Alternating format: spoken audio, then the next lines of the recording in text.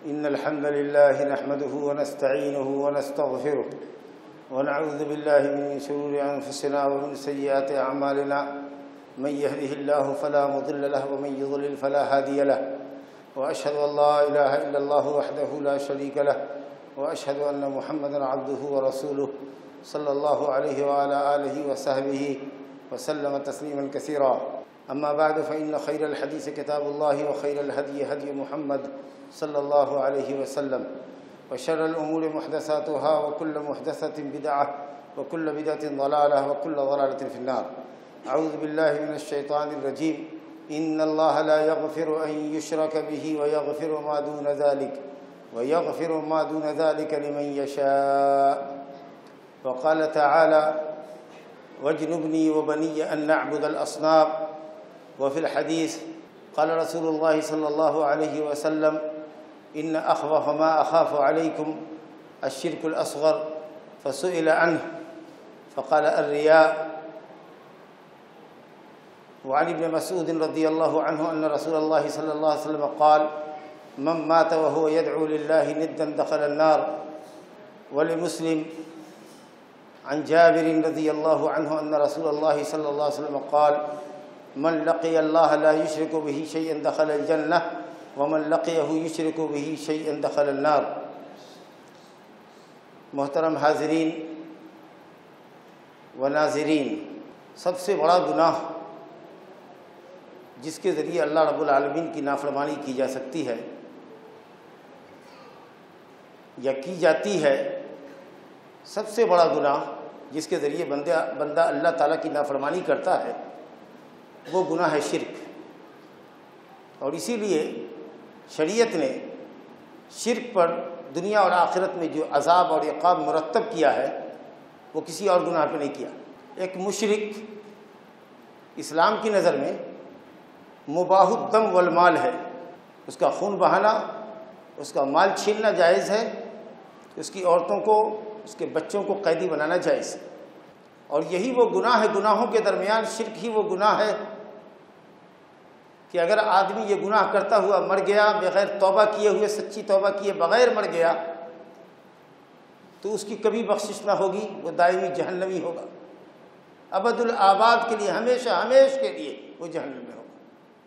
اسی لیے صاحب الکتاب کتاب التوحید حضرت الامام المجدد محمد ابن سلیمان التمیمی رحمۃ اللہ علیہ نے توحید الوہیت کی آیات ذکر کرنے، توحید کی فضیلت اور توحید کی تحقیق کے ابواب بیان کرنے کے بعد توحید کی ضد شرک کے لیے تیسرا چیپٹر باندھا ہے، مقرر کیا اپنی کتاب میں، باب الخوف من الشرک، شرک سے خوف کا بیان، خوف کا باب. جب یہ شرک اتنی ہی سنگین چیز ہے تو ایک مسلمان پر واجب اور فرض ہے کہ وہ اپنے آپ کو شرک سے بچائے اور شرک کے اسباب، ذرائع، محرکات اور شرک کی قسموں کا علم حاصل کرے تاکہ اپنے آپ کو شرک سے بچا سکے. کیونکہ ایمان اور توحید ایک مومن کے لیے سب سے قیمتی متاع ہے.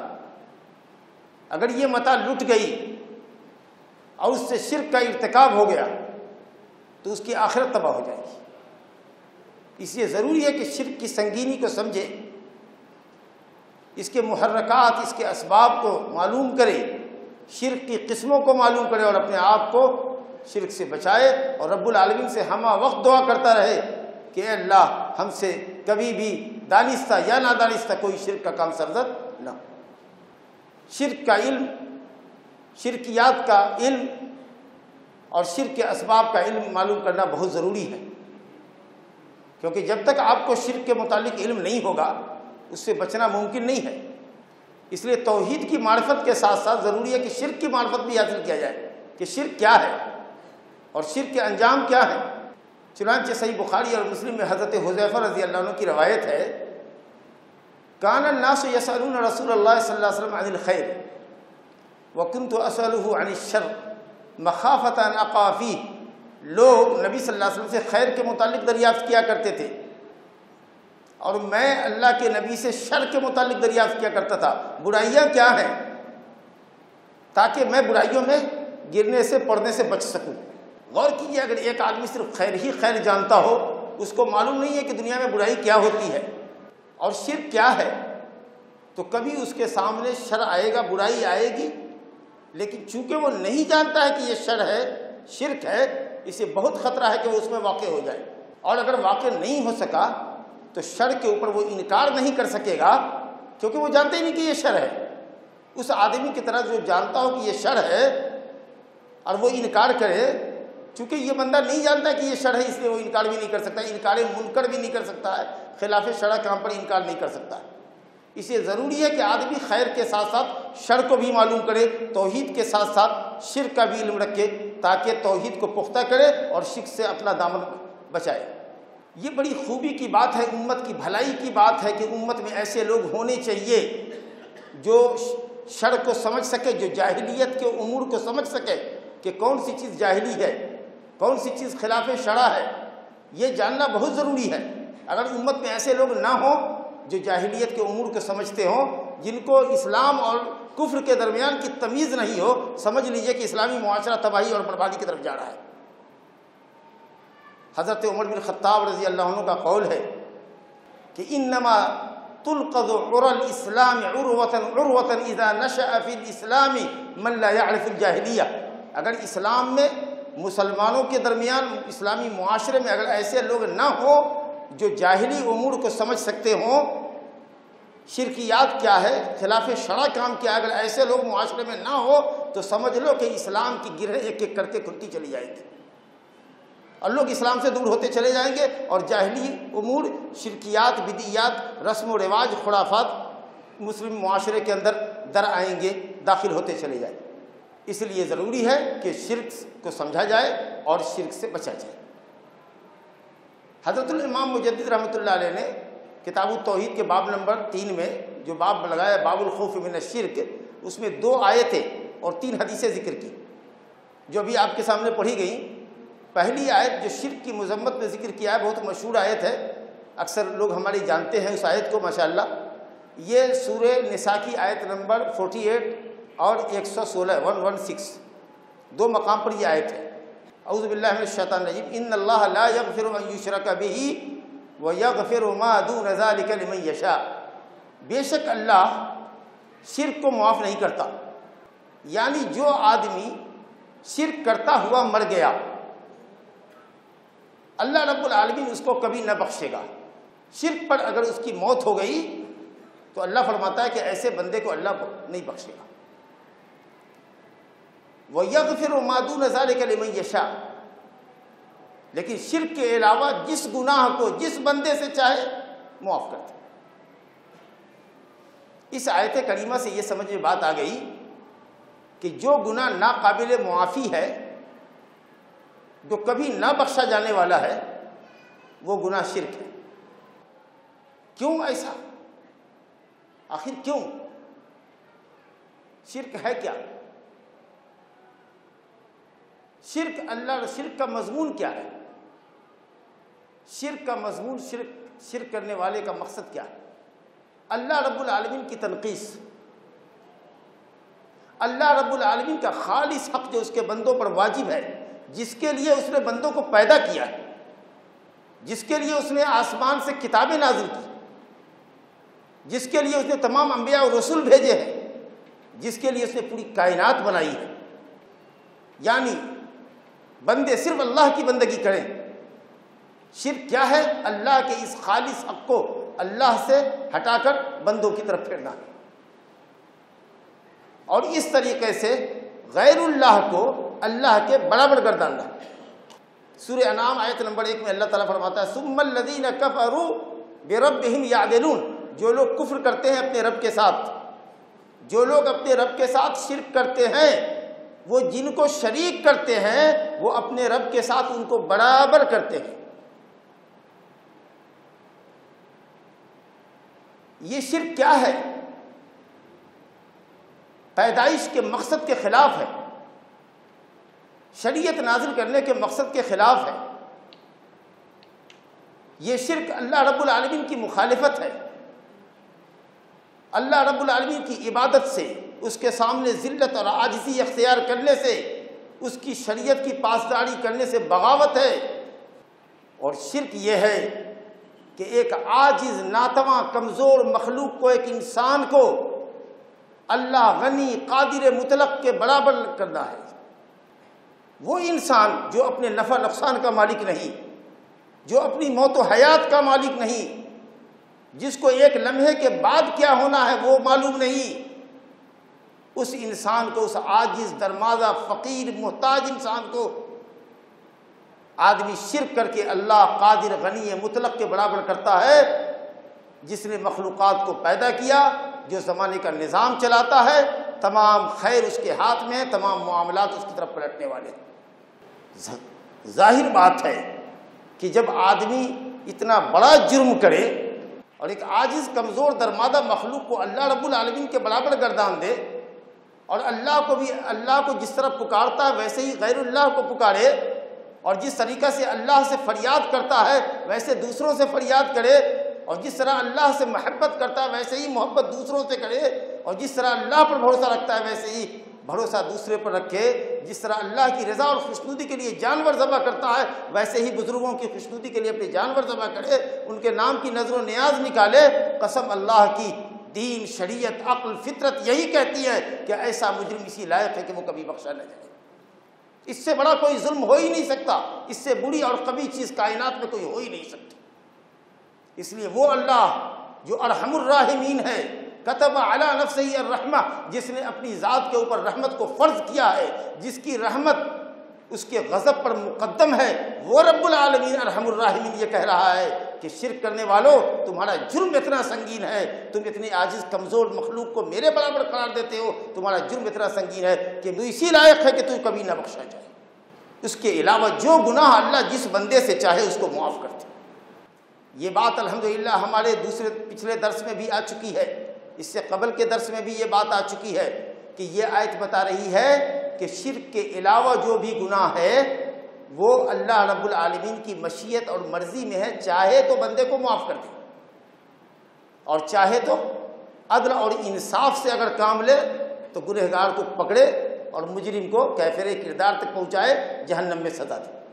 اگر مجرم کو، گنہگار کو، شرک کے علاوہ گناہ کرنے والے کو جہنم رسید کرتا ہے تو یہ اس کا عدل ہے، اور اگر مجرم کو معاف کر دیتا ہے کہ جا تو چونکہ شرک کر کے نہیں آیا ہے، جا میں تیری زندگی کے تمام گناہوں کو معاف کرتا ہوں، تو یہ اللہ تعالیٰ کا فضل اور اس کا احسان ہے۔ یہ آیت کریمہ اور اس کے علاوہ بھی دوسری آیات اور بہت سی احادیث خوارج اور معتزلہ پر رد کرتی ہے۔ یہ بات آپ کے سامنے پہلے بھی آ چکی ہے کہ خوارج اور معتزلہ جو امت کے گمراہ فرقے ہیں، اسلام کی طرف نسبت کرتے ہیں لیکن گمراہ فرقے ہیں، ان کا نظریہ یہ ہے کہ آدمی اگر کوئی بھی بڑا گناہ کرتا، شرک تو شرک ہے، شرک کے علاوہ بھی کوئی بڑا گناہ کرتا تو خوارج کہتے ہیں کہ وہ اسلام سے خارج ہو جاتا ہے اور کفر میں داخل ہو جاتا ہے، اور معتزلہ یہ کہتا ہے کہ ایمان سے خارج ہو جاتا ہے اور کفر میں داخل نہیں ہوتا بلکہ ایمان اور کفر کے درمیان میں رہتا ہے۔ یہ تو دنیا میں حکم لگاتے ہیں یہ لوگ، لیکن اگر کوئی بڑا گناہ کر کے آدمی مر گیا شرک کے علاوہ بغیر توبہ کے، تو خوارج اور معتزلہ دونوں یہ کہتے ہیں کہ وہ آدمی دائمی جہنمی ہوگا، جبکہ رب العالمین یہاں فرما رہا ہے کہ نہیں، شرک کو میں کبھی معاف نہیں کر سکتا، شرک کے علاوہ جس گناہ کو چاہوں گا جس بندے سے معاف کر دوں گا، تو شرک کے علاوہ گناہ کو تو اللہ معاف بھی کر سکتا ہے، اور یہ لوگ کہتے ہیں کہ نہیں، شرک کے علاوہ گناہ کر کے مرنے والا، بڑا گناہ کر کے مرنے والا، کبیرہ گناہ کرنے والا دائمی جہنمی ہوگا۔ یقیناً یہ نظریہ باطل ہے، اور اسی طریقے سے ان کے مقابلے میں ایک فرقہ ہے مرجیہ۔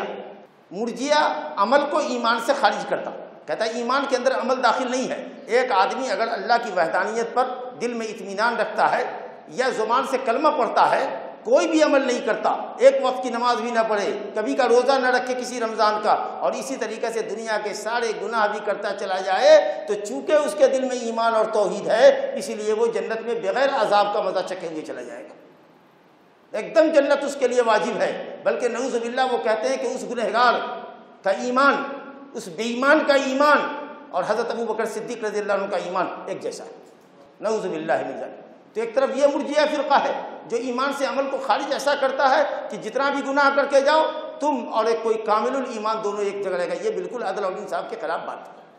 اور اس کے مقابلے میں خوارج یہ کہتے کہ اگر ایک گناہ کبیرہ کر کے مرا بغیر توبہ کے تو دائمی جہنمی ہوگا۔ دونوں فرقے گمراہ ہیں، اور یہ بات آپ کے سامنے آ چکی ہے کہ اہل سنت والجماعت کا نظریہ یہ ہے کہ شرک کے علاوہ گناہ کبیرہ کرنے والا اللہ کی مرضی میں ہے، اگر چاہے تو اللہ اس کو معاف کر دے، چاہے تو اس کو عذاب دے۔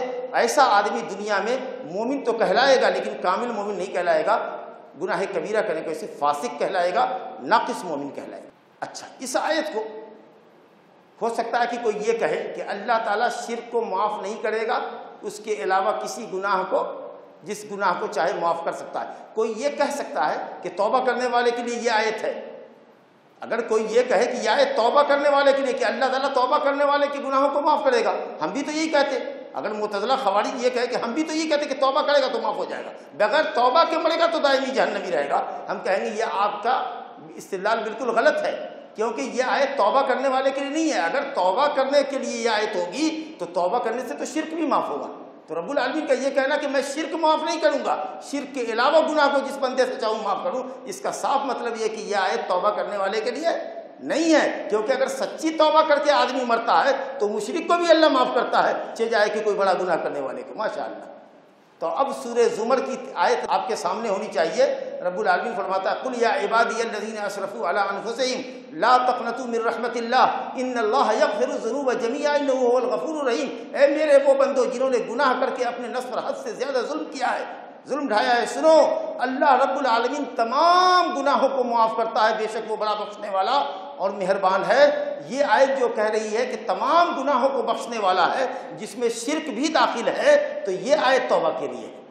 سورہ زمر کی یہ آیت نمبر 54 جس میں اللہ یہ کہتا ہے کہ اللہ تمام گناہوں کو بخش دے گا، اس تمام کے اندر، تمام گناہوں کے اندر شرک بھی داخل ہے، تو یہ آیت توبہ کرنے والے کے لیے ہوگی کہ اگر توبہ کر کے مرتا ہے تمام گناہ معاف ہو جائیں گے۔ لیکن سورہ نساء کی وہ آیت جو آیت نمبر 48 ہے، جس کی تفسیر ہم کر رہے ہیں، آپ سن رہے ہیں، یہ آیت بغیر توبہ کے لیے ہے کہ شرک کرنے والا بغیر توبہ کے مرتا ہے، اس کی کبھی بخشش نہیں۔ شرک کے علاوہ گناہ کرنے والا بغیر توبہ کے مرتا ہے، اللہ کی مرضی ہے، غفور الرحیم، چاہے تو معاف کر دے، اور شدید العقاب، اگر عقاب سے اس کو دوچار کرے تو یہ اس کا عدل اور انصاف ہوگا۔ یہ آیت ماشاءاللہ جو آپ کے سامنے رکھی گئی، جس کی تفسیر مختصر، یہ شرک کی مذمت کو واضح کرتی ہے۔ اب جس شرک کی یہ سنگینی ہو، کیوں نہ مسلمان شرک کی نوعیت کو، اس کی سنگینی کو سمجھے اور اپنا دامن شرک سے بچائے۔ جب شرک کی یہ حالت ہے اور شرک کا یہ معاملہ کہ اللہ اس کو کبھی نہیں بخشے گا، تو ہمیشہ شرک سے اپنا دامن بچانا ہے اور اللہ تعالیٰ سے دعا کرنی ہے کہ اللہ تعالیٰ شرک سے ہم کو بچا کے رکھے۔ اس کے علاوہ بھی جو قرآن مجید میں آیت ہے، چند ایک آیت آپ ملاحظہ کیجئے۔ شرک کے متعلق اللہ تعالیٰ فرماتا ہے سورہ مائدہ آیت نمبر 72 میں، اللہ تعالیٰ فرماتا ہے اعوذ باللہ من الشیطان الرجیم انہ من یشرک باللہ فقد حرم اللہ علیہ الجنۃ ومأواہ النار وما للظالمین من انصار۔ جو اللہ کے ساتھ شرک کرے گا، کسی کو شریک کرے گا، کسی کو جو اللہ کے ساتھ شرک کرے گا، انہ من یشرک باللہ، جو اللہ کے ساتھ شرک کرے گا، فقد حرم اللہ علیہ الجنہ، تو بالیقین اللہ نے اس پر جنت کو حرام کر دیا، ومأواہ النار، اس کا دائمی ٹھکانہ جہنم ہے، وما للظالمین من انصار، اور ایسے ظالموں کے لیے جو سب سے بڑے ظالم ہیں شرک کرنے والے، جیسا کہ حضرت لقمان علیہ السلام نے اپنے بیٹے کو کہا تھا ان الشرک لظلم عظیم، تو ایسے ظالموں کے لیے کوئی مددگار بھی نہیں ہوگا، یعنی کوئی بھی نبی، کوئی بھی ولی ان کے حق میں سفارش کرے گا ہی نہیں۔ ایک تو کرے گا ہی نہیں، بالفرض مان لے کہ اگر تمام انبیاء اولیاء مل کر بھی سفارش کریں کسی مشرک کے حق میں، تو سفارش اللہ قبول نہیں فرمائے گا۔ ویسے مشرک کے حق میں سفارش ہوگی ہی نہیں، کیونکہ قیامت کے دن بغیر اللہ کی اجازت کے کوئی سفارش کر ہی نہیں سکتا، اور اللہ مشرک کے حق میں کسی کو اجازت دے گا ہی نہیں۔ اسی طریقے سے سورہ حج آیت نمبر 31 میں اللہ تعالیٰ فرماتا ہے وَمَن يُشْرِكْ بِاللَّهِ فَكَأَنَّمَا خَرَّ مِنَ السَّمَاءِ۔ اس آیت کو ذرا ملاحظہ کیجئے، اس کی تفسیر وَمَن يُشْرِكْ بِاللَّهِ فَكَأَنَّمَا خَرَّ مِنَ السَّمَاءِ فَتَخْطَفُهُ الطَّيْرُ أَوْ تَهْوِي بِهِ الرِّيحُ فِي مَكَانٍ سَحِيقٍ۔ سورہ حج آیت نمبر 31 اللہ فرماتا ہے جو اللہ کے ساتھ کسی کو شریک کرے گا، جس نے اللہ کے ساتھ کسی کو شریک کیا، سمجھو وہ آسمان کی بلندی سے نیچے گر گیا۔ ظاہر ہے کہ آسمان کی بلندی سے نیچے گرے گا، اس کے پر خچے ہو جائے گی، ٹکڑا ٹکڑا اس کے جسم کا ہو جائے گا۔ فَتَخْطَفُهُ الطَّيْرُ، چڑیا اس کے جسم کو اچک لے گی، اور تیز تند ہوا اس کی باڈی کو، اس کے باڈی کے ٹکڑوں کو دور اڑا کر لے جائے گی۔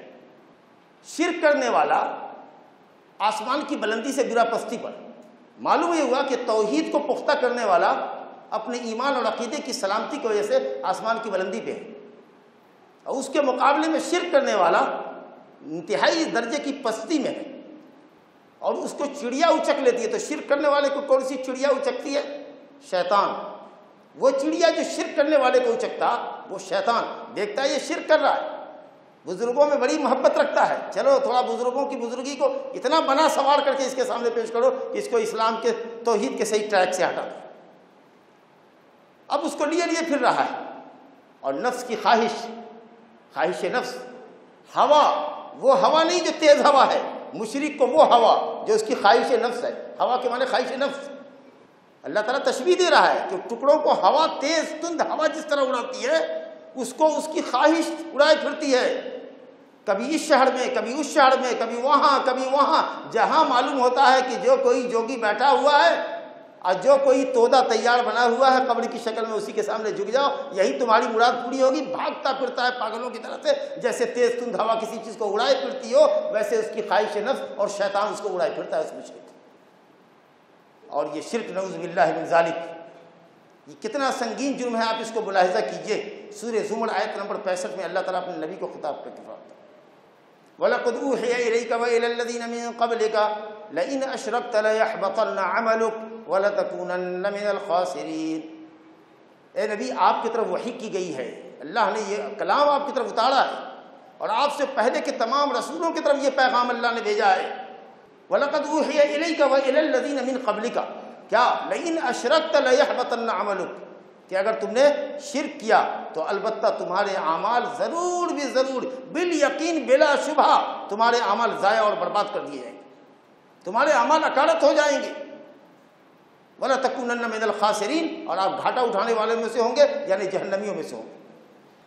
سورہ انعام آیت نمبر 88 میں اللہ تعالیٰ فرماتا ہے، 18 انبیاء کا ذکر کرنے کے بعد فرماتا ہے، انبیاء کرام علیہ الصلوۃ والسلام، انبیاء اور رسول، حاشا وکلا کہ وہ شرک کریں، لیکن ہماری اور آپ کی نظر کھولنے کے لیے اللہ نے فرمایا ہے کہ وَلَوْ أَشْرَكُوا لَحَبِطَ عَنْهُمْ مَا كَانُوا يَعْمَلُونَ۔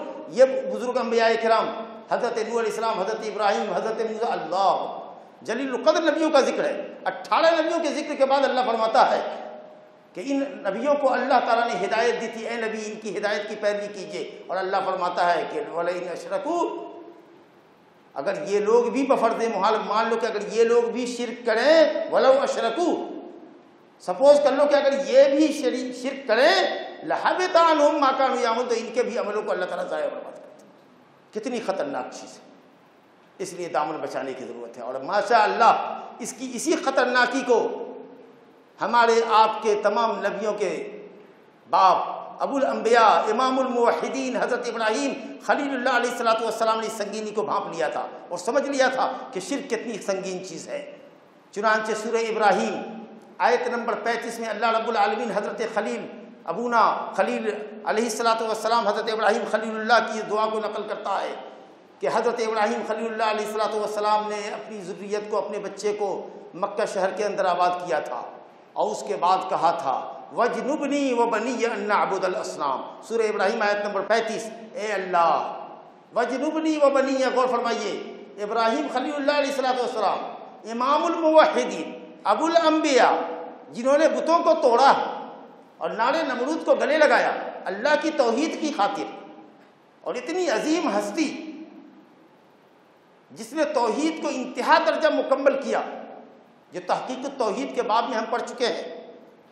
حضرت ابراہیم خلیل اللہ علیہ الصلوۃ والسلام دعا فرماتے ہیں کہ اے اللہ مجھ کو اور میرے بیٹوں کو صنم پرستی سے،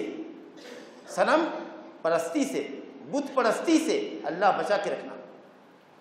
وجنبنی و بنی، اللہ مجھ کو اور میرے بیٹوں کو بت پرستی سے، صنم پرستی سے، غیر اللہ پرستی سے دور رکھنا۔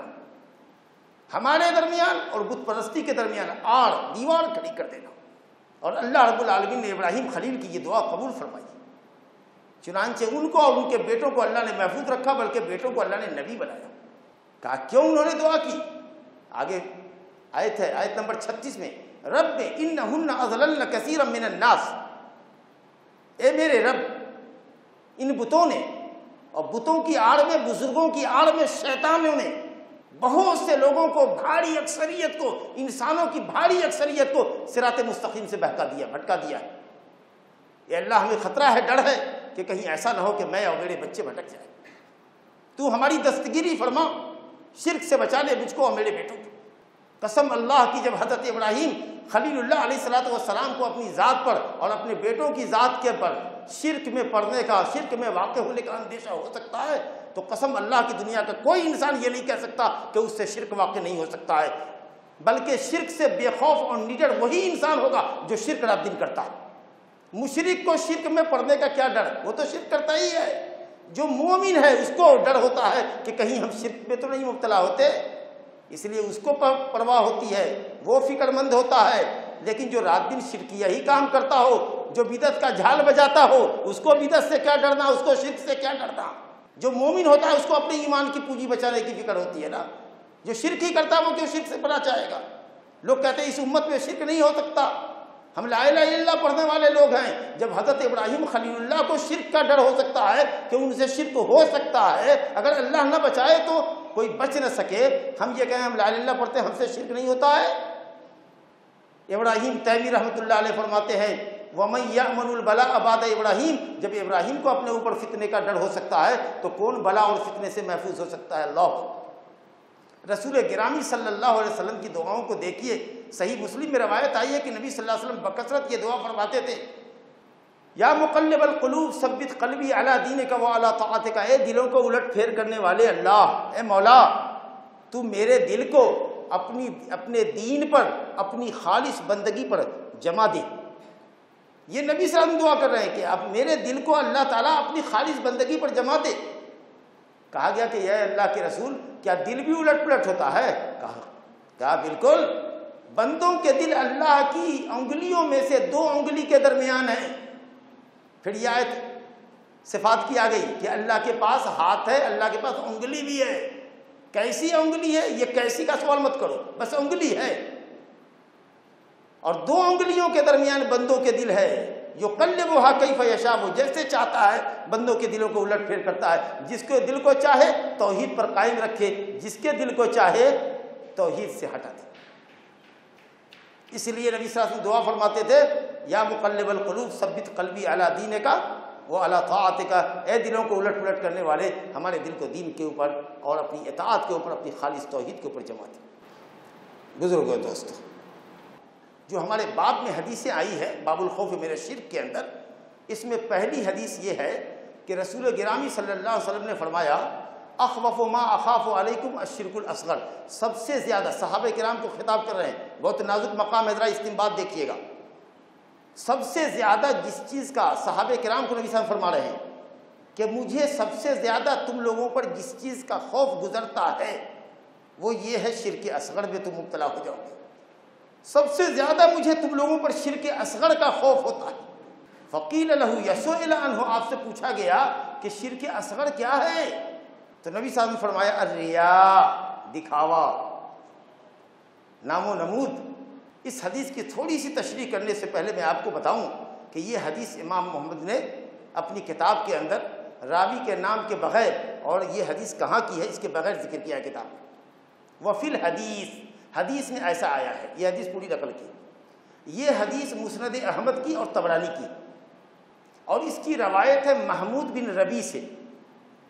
محمود بن ربی نبی صلی اللہ علیہ وسلم کی زندگی میں پیدا ہو چکے تھے، نبی صلی اللہ علیہ وسلم کی صحبت اختیار کی ہے، صحابی ہے، لیکن محمود بن ربی نے نبی صلی اللہ علیہ وسلم سے کچھ حدیث سنی نہیں، سمع نہیں ہے۔ نبی صلی اللہ علیہ وسلم کی حدیث ڈائریکٹلی محمود بن ربی نے سنی نہیں ہے، لیکن نبی صلی اللہ علیہ وسلم کی زندگی میں تھے موجود اور شرف صحابیت سے مشرف ہے، صحابی ہیں۔ تو اگر کوئی صحابی نبی صلی اللہ علیہ وسلم کا کوئی نقل کرے کہ نبی صلی اللہ علیہ وسلم نے فرمایا، حالانکہ اس نے ڈائریکٹلی نبی صلی اللہ علیہ وسلم سے نہیں سنا ہے، تو محدثین کی اصطلاح میں اس حدیث کو کہتے ہیں صحابی کی مرسل حدیث۔ اور صحابی کی مرسل حدیث 100% تمام محدثین کے نزدیک صحیح ہوتی ہے، قابل حجت ہوتی ہے، اس لیے حدیث 100% قابل حجت ہے۔ ویسے محمود بن ربی اکثر حدیثوں کو کسی اپنے سے بڑی عمر کے صحابی سے نقل کرتے ہیں کہ ہم سے فلاں نے نقل کیا کہ انہوں نے نبی صاحب سے سنا۔ اگر وہ یہ نہ بھی کہیں تو اگر چھوٹا صحابی جو نبی صلی اللہ علیہ وسلم کی زندگی میں پیدا ہو چکا ہے، 3 سال 4 سال کا ہے، اگر وہ یہ کہے کہ نبی صلی اللہ علیہ وسلم نے فرمایا، تو ظاہر ہے کہ اس نے اپنے سے کسی بڑے صحابی سے ہی سنا ہوگا، اور صحابی جتنے صحابہ ہیں سب کے سب ثقہ ہیں، سب کے سب عدول ہیں، اسی لیے حدیث صحیح ہے۔ اب یہ حدیث کہتی ہے، ماشاء اللہ محمود بن ربیع سن 96 کے اندر انتقال کیے، سن 96 ہجری میں، اور عمر شریف ماشاء اللہ 99 سال کی، ماشاء اللہ تبارک اللہ، سن 96 یا 97 میں انتقال کیا۔ اس کا مطلب یہ ہوا کہ 99 سال کے تھے، اس کا مطلب یہ ہے کہ محمود بن ربیع نبی صلی اللہ علیہ وسلم کے زمانے میں 3 سال سے 4 سال کے تھے۔ محمود بن ربیع کہتے ہیں کہ نبی صلی اللہ علیہ وسلم نے صحابہ کرام سے خطاب کرتے ہوئے فرمایا کہ مجھے تم لوگوں پر سب سے زیادہ جس چیز کا خوف گزرتا ہے وہ شرک اصغر، ریاکاری۔ بھائی دیکھو، انسان کی فطرت ہے کہ انسان ریاست چاہتا ہے، سرداری چاہتا ہے، لوگوں کے دلوں میں اپنی قدر و منزلت چاہتا ہے، شہرت چاہتا ہے، چاہتا ہے کہ واہ واہی ہو۔ یہ انسان کی فطرت ہے۔ یہ جو چاہت ہے یہ کسی بھی انسان کے اندر ہو سکتی ہے، حتیٰ کہ صالحین کے درمیان بھی ہو سکتی ہے۔ کہ بڑا امام ہے، بڑا مولوی ہے، بڑا مفتی ہے، چاہتا ہے کہ سب سے بڑا مفتی ہو، ہر طرف اس کے علم کا چرچا ہو، ہر کوئی کہے واہ شہر میں اگر کوئی مولوی ہے تو وہی ہے، متقی پرہیزگار ہے۔ نام و نمود کی خواہش انسان کی فطرت میں، الا یہ کہ جس بندے کو اللہ اس طرح کے سودے سے محفوظ رکھے، جس بندے کو اللہ محفوظ رکھے، نام و نمود کا بھوت اس کے سر پہ سوار نہ ہو، تو اللہ کا بہت خاص بندہ ہوگا، جو صرف اللہ کی رضا چاہتا ہوگا، کہیں نام و نمود نہیں چاہتا ہوگا۔ ورنہ انسان کی فطرت ہے کہ نام و نمود چاہتا ہے۔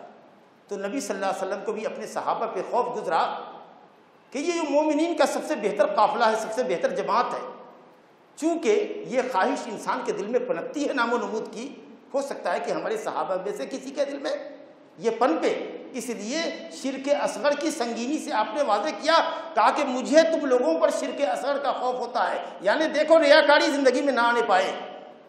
جب امت کی اتنے بڑے لوگوں پر نبی صلی اللہ علیہ وسلم کو شرک اصغر کا، ریاکاری کے ہونے کا خوف ہو سکتا ہے، تو نبی کے صحابہ کے علاوہ جو لوگ ہیں وہ کس گنتی میں ہیں؟ ان کو تو ڈرنا چاہیے کہ ان سے بڑا شرک ہو جائے گا۔ جب صحابہ سے چھوٹا شرک ہو سکتا تھا تو غیر صحابی سے تو بڑا شرک ہونا ایک دم پاسبل ہے۔ تو اس طریقے سے جس طرح سے آپ نے ان کو ڈرایا کہ شرک اصغر مت کرنا، اسی طریقے سے ہم کو بھی یہ چاہیے کہ ہم اللہ سے پناہ چاہیں کہ اللہ ہم سے نہ شرک اصغر ہو اور شرک اکبر تو کبھی بھی نہ ہو۔ یہی مطابقت ہوئی باب سے کہ شرک سے خوف کھانا چاہیے۔ نبی صلی اللہ علیہ وسلم نے شرک اصغر سے خوف دلایا صحابہ کرام کو، مومنین صالحین تھے، ان پر شرک اکبر کا خوف نبی صلی اللہ علیہ وسلم کو نہیں ہوا، کیونکہ جو پکا مومن ہوتا ہے الحمدللہ وہ عبادت غیر اللہ کے لیے نہیں انجام دے سکتا، کیونکہ شرک اکبر کے جو محرکات ہوتے ہیں، جو اسباب ہوتے ہیں، وہ مومن پکے مومن کے دل میں نہیں ہوتا۔ اللہ تعالیٰ ایمان والوں کی حفاظت فرماتا ہے، لیکن شرک اصغر ایسا نام و نمود کی خواہش، تھوڑا سا ہماری واہ واہی ہو، یہ ایسی چیز ہوتی ہے کہ انسان کے دل میں خود بخود پیدا ہوتی ہے۔ حدیث میں آیا کہ یہ ریاکاری کالی رات میں چکنے پتھر پر چوٹی کے چلنے کی آہٹ سے بھی زیادہ باریک ہے۔ انسان کے دل میں ریاکاری آ جاتی ہے، اس کو پتہ بھی نہیں چلتا، اور ریاکاری جہاں آئی وہ عمل تمہارا گیا۔ 1 کروڑ کسی نے مسجد بنائی، لیکن اس کی مرضی یہ تھی کہ لوگ میرا نام کہیں گے کہ واہ فلاں صاحب نے مسجد میں 1 کروڑ دیا، گیا 1 کروڑ۔ اللہ ہو، اتنا سا خیال دل میں گزرا کہ کوئی مجھ کو سخی کہے یہ مسجد میرے نام سے ہوگی، لوگ واہ واہی کریں گے، گیا پورا کروڑ کا چندہ گیا، عمل باطل۔ مشرک کا تو بڑے شرک کرنے والے کا تو سارا عمل باطل، اور ریاکار کا وہ عمل باطل جس میں ریاکاری آئی۔ تو نبی صلی اللہ علیہ وسلم کو جب یہ شرک اصغر کا خوف صحابہ کرام پر ہو سکتا ہے، جو امت کے سب سے افضل لوگ تھے، برتر لوگ تھے، تو جو لوگ صحابہ کرام کے علم اور ایمان کے مقابلے میں بدرجہ کمتر ہیں وہ کہاں ہوں گے؟ ان کو تو بدرجہ اولا اپنے اوپر شرک اکبر کا خوف کرنا چاہیے۔ یہ حدیث ہوئی، اور پوری حدیث ایسے ہے، اللہ تعالیٰ ریاکاری سے بچائے، بڑی خراب چیز ہے۔ آگے حدیث ہے کہ اللہ تعالیٰ جس دن قیامت کے دن اپنے بندوں کو بدلہ چکا رہا ہوگا، ان کے ایمان کا بدلہ دے رہا ہوگا، ثواب دے رہا ہوگا، تو ریاکار بھی کھڑے ہوں گے لائن میں اپنے عمل کا ثواب لینے کے لیے، تو اللہ تعالیٰ کہے گا کہ جاؤ ان لوگوں کے پاس ثواب لو جن کو دکھانے کے لیے تم دنیا میں عمل کرتے تھے، جاؤ دیکھو کچھ اگر وہ دے سکتے ہیں تو تم کو دے دیں، کیونکہ تم تو میرے لیے مخلص نہیں تھے، صرف میری رضا کے واسطے تو کرتے نہیں تھے، اس میں نام و نمود شہرت چاہیے تھی، جاؤ ان کے پاس دیکھو تم کچھ پاتے ہو تو پاؤ۔ اللہ اکبر۔ اللہ رب العالمین ہم کو آپ کو شرک اصغر سے بھی اور شرک اصغر سے بھی بچائے۔ اب جو 2 حدیث ہمارے سامنے ہے اس میں ایک حدیث صحیح بخاری کی امام صاحب نے نقل کیا ہے، صاحب کتاب نے، حضرت عبداللہ بن مسعود رضی اللہ عنہ سے روایت۔ رسول اللہ صلی اللہ علیہ وسلم نے فرمایا من مات وهو يدعو لله ندا۔ میں ذرا پھر پلٹتا ہوں، ایک چیز چھٹی ہی جا رہی ہے۔ حضرت ابراہیم خلیل اللہ علیہ السلام کی دعا کے اندر کہ اللہ مجھ کو اور میرے بیٹوں کو اصنام سے بچا، صنم سے بچا۔ تو ذرا یہاں پر وضاحت مطلوب ہے کہ صنم کیا چیز ہے، صنم کیا چیز ہے، ذرا اس کو آپ سمجھ لیں۔ صنم کہتے ہیں اس چیز کو جو انسان کی شکل پر تراشا جائے، اسٹیچو، انسان کی شکل پر جو مورت بنائی جاتی ہے اور جس کو لوگ اللہ کے علاوہ پوجتے ہیں، وہ ہوا صنم۔ اور ایک چیز آتی ہے وثن، وثن جس کی جمع آتی ہے اوثان۔ انما تعبدون من دون اللہ اوثانا وتخلقون افکا۔ اوثان، وثن پرستی، وثن کہتے ہیں۔ علامہ مجاہد رحمۃ اللہ علیہ فرماتے ہیں، بڑے مفسر ہیں، حضرت علامہ ابن عباس رحمۃ اللہ علیہ کے شاگرد ہیں، جو مفسر قرآن ہیں، جن کے لیے خصوصیت نے قرآن فہمی کی دعا فرمائی تھی۔ حضرت عبداللہ بن عباس کے شاگرد ہیں مجاہد، حضرت عبداللہ بن عمر صحابی کے شاگرد ہیں مجاہد۔ یہ کہتے ہیں کہ صنم وہ ہے جو انسان کی صورت پہ تراشا جائے، اور وثن وہ ہے جو انسان کی علاوہ کی صورت پہ تراشا جائے، جیسے کسی جانور کی صورت، شیر ہے، بندر ہے، ایسی تصویریں بنا دی، اس پر چڑھاوا چڑھا دیا۔ اور بعض علماء نے کہا کہ نہیں، کسی بھی صورت پر انسان کی کہ غیر انسان کی صورت پر جو تراشا جائے وہ صنم، اور بغیر کسی صورت کے جس کی پوجا کی جائے، جیسے پتھر کی پوجا ہو رہی ہے، مکان کی پوجا ہو رہی ہے، تو اس کو کہتے ہیں وثن۔ تو صنم اور وثن کا فرق آپ نے معلوم کر لیا۔ اور حضرت ابراہیم خلیل اللہ علیہ السلام کی یہ آیت، یہ کہ انہوں نے اپنی قوم کے لوگوں سے کہا انما تعبدون من دون اللہ اوثانا، تم لوگ اللہ کے علاوہ اوثان کو پوجتے ہو۔ کس چیز کو پوجتے تھے؟ بتوں کو پوجتے تھے، تب تو جا کر کے سارے بتوں کو توڑا تھا۔ تو صنم کے اوپر وثن کا بھی اطلاق ہوا۔ اور ماشاء اللہ قبر پرستی کے لیے وثن کا لفظ حدیث میں آیا۔ رسول گرامی صلی اللہ علیہ وسلم نے فرمایا اللہم لا تجعل قبری وثنا یعبد، اللہ میری قبر کو وثن مت بنا جس کی پرستش ہو اللہ۔ تو معلوم یہ ہوا کہ اگر نبی صلی اللہ علیہ وسلم کی قبر بھی پوجی جائے تو وہ وثن ہے، اور وثن کا اطلاق صنم پر ہے، لہذا قبر پوجنا بھی ایسے ہی جرم ہے جیسے کہ بت پوجنا۔ یہ گفتگو کا پہلو تھا جو اصنام یا اوثان کے تعلق سے آپ کے سامنے لانا تھا، الحمدللہ وہ چلتے چلتے بات آ گئی۔ تو اللہ کے علاوہ کسی کی بھی صورت پر تخلیق ہو، یا تصویر ہو، یا کسی اور کی جو غیر صورت پر ہو پتھر کی، یا قبر کی پرستش ہو، کسی بھی چیز کی اللہ کے علاوہ جس کی بھی پرستش کی جائے گی وہ وثن ہوگا۔ بعض علماء نے یہ بھی لکھا کہ وثن کل ما یعبد من دون اللہ، اللہ کو چھوڑ کر کے جس کی بھی پرستش کی جا رہی ہو وہ وثن ہے۔ تو اللہ تعالیٰ اصنام پرستی سے، اوثان پرستی سے، یعنی اللہ غیر اللہ پرستی سے ہم سب کو، پوری امت اسلامیہ کو اللہ محفوظ رکھے۔ اور جو لوگ صنم پرستی میں ہیں، وثن پرستی میں ہیں، اللہ تعالیٰ ان کو اللہ پرستی کی راہ پر لگا دے۔ حضرت عبداللہ بن مسعود رضی اللہ عنہ کی حدیث آپ کے سامنے پیش کی جا رہی تھی، صحیح بخاری کی حدیث ہے۔ حضرت عبداللہ بن مسعود رضی اللہ عنہ کہتے ہیں کہ نبی صلی اللہ علیہ وسلم نے فرمایا من مات وهو يدعو لله ندا دخل النار، جو مرا اس حال میں، اور فرمائیے گا، جو مرا اس حال میں کہ وہ اللہ کے لیے ند پکارتا تھا، اللہ کے لیے ند پکارتا تھا، دخل النار، جہنم میں داخل ہوگا۔ یعنی مرا اس حال میں، اس کی موت آئی اس حال میں کہ وہ اللہ کے علاوہ ند پکارتا تھا۔ ند مانے شبہ، مثل، مشابہ، اللہ کے جیسا کسی کو سمجھتا تھا۔ دیکھیے کیسے کیسے لوگ انبیاء صالحین کو پکار رہے، مصیبت میں یا اللہ بھی کر رہے ہیں تو یا فلاں بھی کر رہے ہیں، یا فلاں شیئا للہ، کچھ اللہ کے لیے دے دو، اللہ پہ بھروسہ کر رہے ہیں، اللہ کے علاوہ کے لیے بھی، اللہ کے علاوہ پر بھی بھروسہ کر رہے ہیں۔ بلکہ مجھے کہہ لینے دیجیے، بڑی معذرت کے ساتھ، بڑے درد کے ساتھ کہتا ہوں کہ اللہ رب العالمین کی جھوٹی قسم کھا لینا ان کو گوارا ہے۔ جھوٹی سچی کوئی سی بھی قسم کھا لیں گوارا ہے، لیکن اگر غیر اللہ کی قسم کھانے کے لیے کہا جائے، حالانکہ ہے نہیں، یہ جائز نہیں ہے، تو کہیں گے نہیں اللہ کی 100 قسم کھلا لو، لیکن بڑے پیر کی قسم نہیں کھاتے ہم۔ اللہ کے گھر سے الٹے پاؤں لوٹ سکتے ہیں، لیکن جس قبر کو پوج رہے ہیں، جو بڑی معظم قبر ہے، مزین قبر ہے، وہاں سے الٹے پاؤں لوٹ رہے ہیں۔ یہ کیسی مثلیت ہے، کیسی مشابہت ہے۔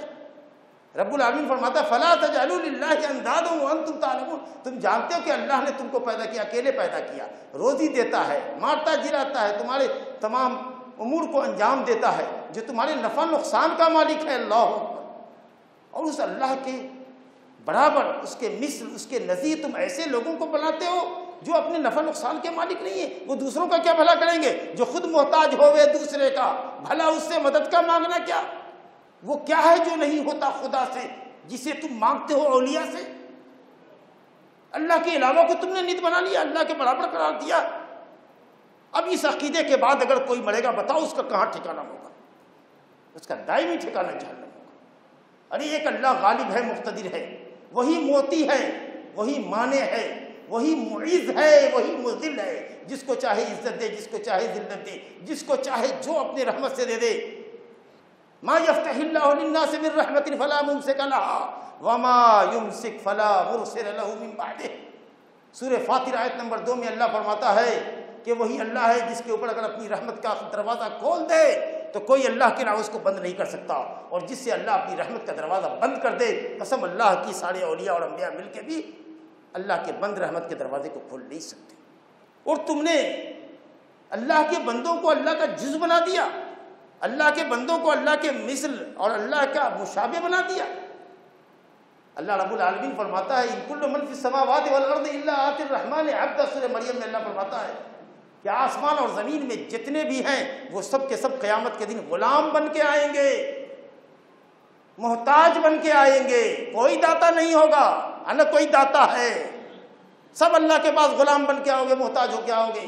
اللہ فرماتا ہے یا ایھا الناس انتم الفقراء الی اللہ واللہ هو الغنی الحمید، اے دنیا کے انسانوں سنو، تم سب کے سب محتاج ہو، ایک اللہ غنی اور حمید ہے، بے نیاز ہے، وہ کسی کا محتاج نہیں۔ جو محتاج ہے اس سے مانگتے ہو اور اس کو اللہ کا شبیہ اور مثیل بناتے ہو۔ رب العالمین فرماتا ہے متخذ اللہ من ولد وما كان معه من الہ اذا لذهب كل الہ بما خلق ولعلى بعضهم على بعض فسبحان اللہ عما یصفون عالم الغیب والشہادۃ فتعالی عما یشرکون۔ سورہ مومنون آیت نمبر 91-92 میں اللہ فرماتا ہے کہ اللہ رب العالمین نے کوئی اولاد نہیں بنائی اور نہ اللہ نے کوئی معبود بھی اپنے ساتھ بنایا ہے۔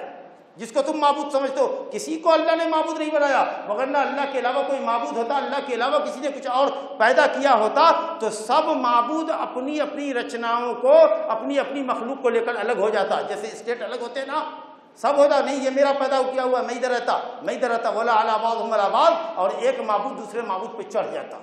کائنات اس کی ہے پوری وسیع و عریض، کائنات کا ایک اکیلا مالک ہے۔ تو اللہ نے اولاد نہیں بنائی، اللہ نے کسی کو اپنے ساتھ معبود نہیں بنایا، ورنہ ہر معبود اپنی اپنی مخلوق کو لے کے الگ ہو جاتا اور ایک دوسرے پر چڑھتا۔ فسبحان اللہ عما یصفون، اللہ تعالیٰ کو اتنا ناقص تصور کرتے ہو، اللہ تعالیٰ کو عیب اور نقص کی صفت سے متصف کرتے ہو اور دوسرے بندوں کو اللہ کے برابر شریک کرتے ہو۔ اللہ تعالیٰ تمہاری اس شرک سے پاک ہے۔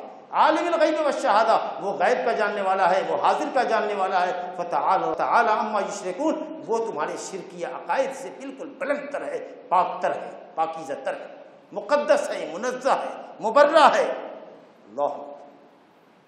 اب یہ اتخاذ الند، اللہ کے ساتھ ند بنانا، شریک بنانا دو طرح سے ہوتا ہے۔ ایک شرک اکبر ہوتا ہے، اگر آپ نے اللہ کو جیسے پکارا ہے جس کام کے لیے، ویسے ہی پکارا ہے غیر اللہ کو، کہتے ہیں اللہ ہم کو بچہ نہیں ہوتا ہے، 10 سال سے پریشان ہوں، اللہ بچہ نہیں دیتا، ویسے ہی کہتے ہیں آپ بڑے بزرگ ہیں، آپ مجھے اللہ سے بچہ دلوا دیجئے، یا کچھ لوگ کہیں آپ ہی دے دیجئے، ایسا بھی لوگ کہتے ہیں آپ نہیں دیں گے گا تو کون دیجیے گا، اللہ نے آپ کو اختیار دے دیا ہے۔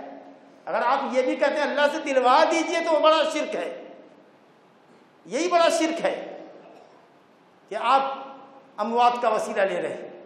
تو یہ اگر آپ اللہ کو پکارتے جیسے دوسرے کو پکار رہے ہیں، اللہ کو جیسے پکارتے ویسے آپ دوسرے کو پکار رہے ہیں، جیسے آپ اللہ سے محبت کرتے ویسے ہی غیر اللہ سے محبت کرتے، جس طرح اللہ کے لیے آپ چڑھاوا چڑھاتے ذبح کرتے جانور، ویسے ہی بڑے پیر صاحب کے لیے ذبح کرتے، کسی اور پیر صاحب کے لیے مرغ چڑھاتے، کچھ اور مالیدہ وغیرہ چڑھاتے، شیرنیاں چڑھاتے۔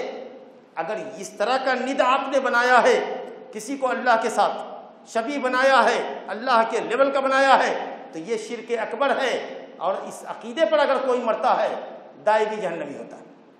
اور ایک ند وہ ہوا جس کو کہتے ہیں چھوٹا شرک، جیسے پہلے بھی یہ گفتگو آئی ہے کہ کوئی کہے کہ اللہ چاہے اور آپ چاہے، تو مسند احمد کی روایت ہے، نسائی کی روایت ہے، بیہقی کی روایت ہے، اور ادب مفرد میں امام بخاری رحمۃ اللہ علیہ نے حضرت عبداللہ بن عباس سے نقل کیا ہے کہ ایک شخص نے کہا یا رسول اللہ، جو آپ چاہیں اور اللہ چاہے، اللہ جو اللہ چاہے اور اے نبی آپ چاہیں، بتائیے، غور کیجئے، ایمان تازہ کیجئے۔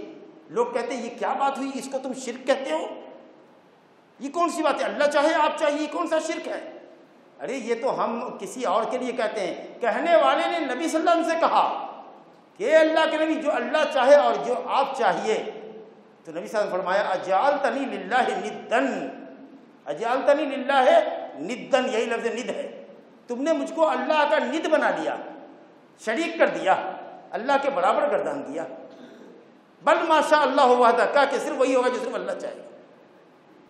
تو یہ اگر اس طرح کا جملہ کوئی بولتا ہے، اوپر اللہ نیچے آپ، تو یہ اللہ کو ند بناتا ہے، اس آدمی کو اللہ کا ند بناتا ہے، یہ شرک اصغر ہے۔ اور اب یہیں اگر آپ سے پوچھیں کہ شرک اکبر اور شرک اصغر میں کیا فرق ہے، تو ماشاء اللہ یہ بہت علمی نقطہ آپ کے سامنے آیا کہ شرک اصغر اور شرک اکبر دونوں چونکہ شرک کہلا رہا ہے، اس لیے ہے تو بڑا سنگین، اور اسی لیے شرک اصغر کی حدیث کو صاحب کتاب نے باب الخوف من الشرک، شرک سے خوف دلانے والے باب کے اندر ذکر کیا۔ اس کا مطلب یہ ہے کہ شرک اصغر شرک ہو کر کے بھی، چھوٹا شرک ہو کر کے بھی، شرک کے علاوہ کسی بڑے گناہ کے مقابلے میں بڑا، ماشاءاللہ۔ دوسری بات یہ سمجھنے کی ہے کہ جس طریقے سے شرک اکبر عملوں کو ضائع اور برباد کر دیتا ہے، ویسے ہی شرک اصغر ریاکاری اس عمل کو برباد کر دیتی ہے جس میں شرک اصغر پایا جائے۔ لیکن فرق ہے، شرک اکبر سے آدمی ایمان سے خارج ہو جاتا ہے، شرک اصغر سے ایمان سے خارج نہیں ہوتا، ایمان ڈیمیج ہوتا ہے، اس کا ناقص ہوتا ہے۔ اور جس طریقے سے شرک اکبر بغیر توبہ کے معاف نہیں ہوگا، شرک اصغر بھی معاف نہیں ہوگا۔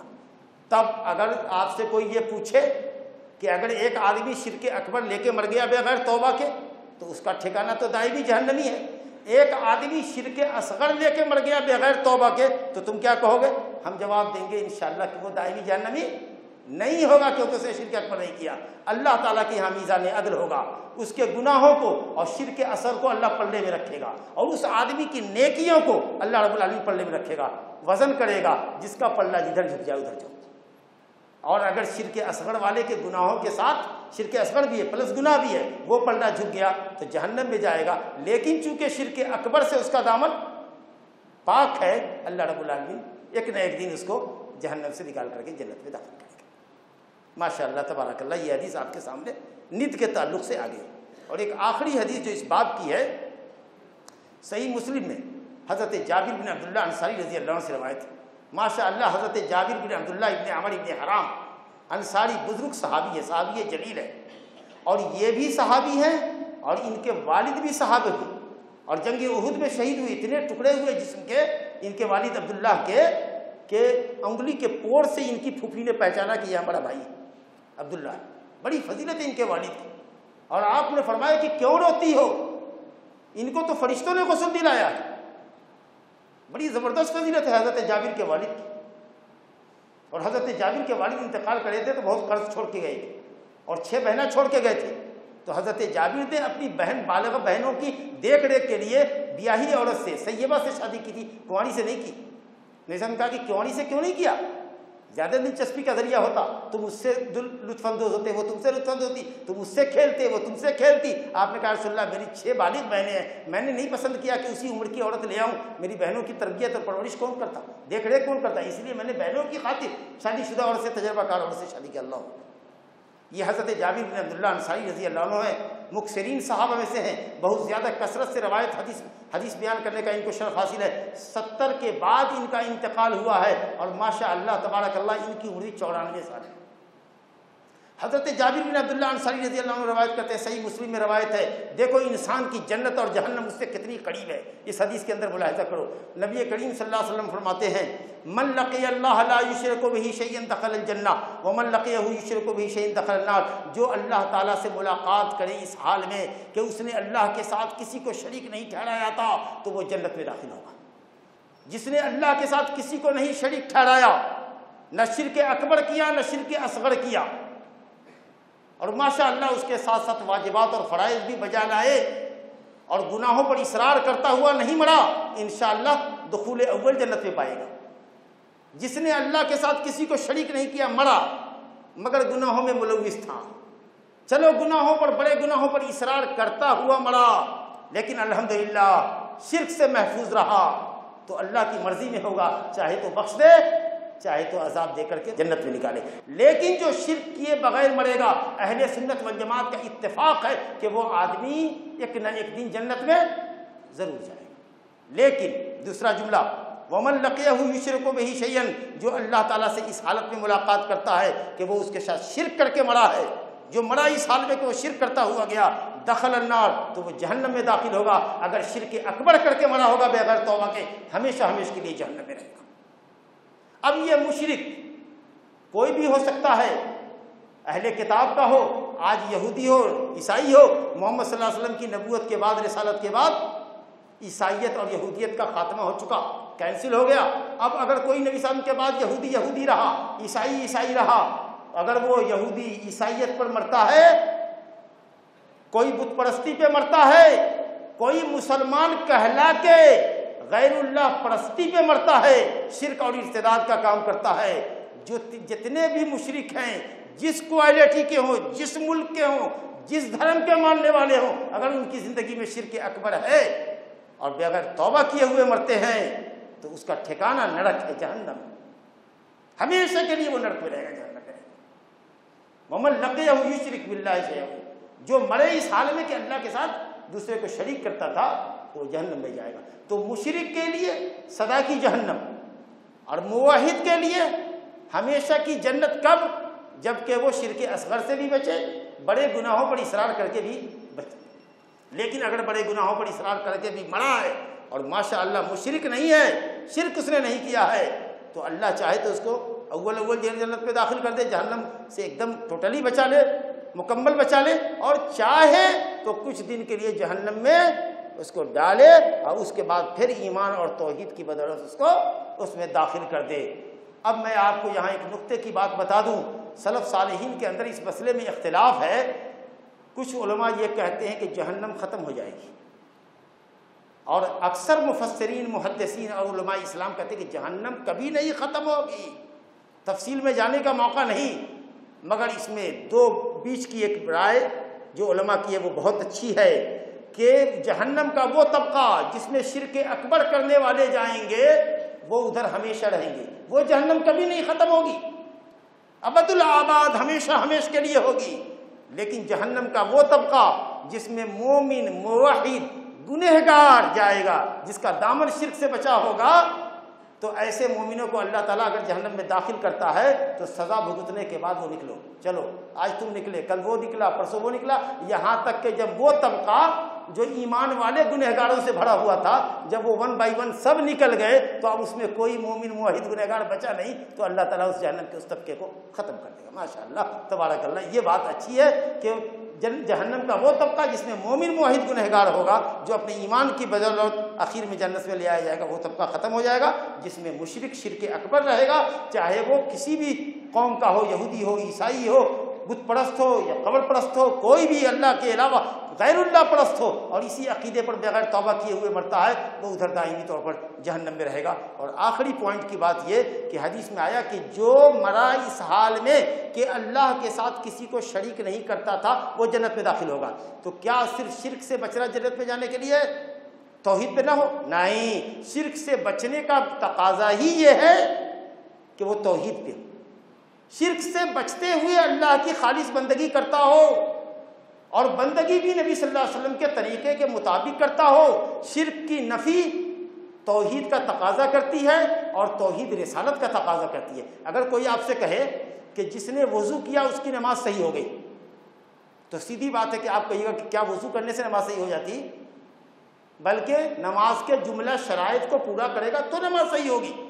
تو اگر حدیث میں یہ آیا کہ جو شرک کیے بغیر مرے گا وہ جنت میں جائے گا، اس کا مطلب یہ نبی صلی اللہ علیہ وسلم کا کلمہ نہیں بھی پڑھے گا تو بھی چلا جائے گا؟ نہیں، شرک سے بچا، اللہ کی عبادت کو خالص اللہ کے واسطے انجام دیا، نبی صلی اللہ علیہ وسلم کو اللہ کا رسول برحق سمجھ کر آپ کی سنت کی پیروی کی، آپ کی رسالت پر ایمان لایا، انشاءاللہ وہ جنت میں جائے گا۔ والحمدللہ وصلی اللہ وسلم وبارک علی نبینا محمد وآلہ وصحبہ اجمعین، والحمدللہ رب العالمین۔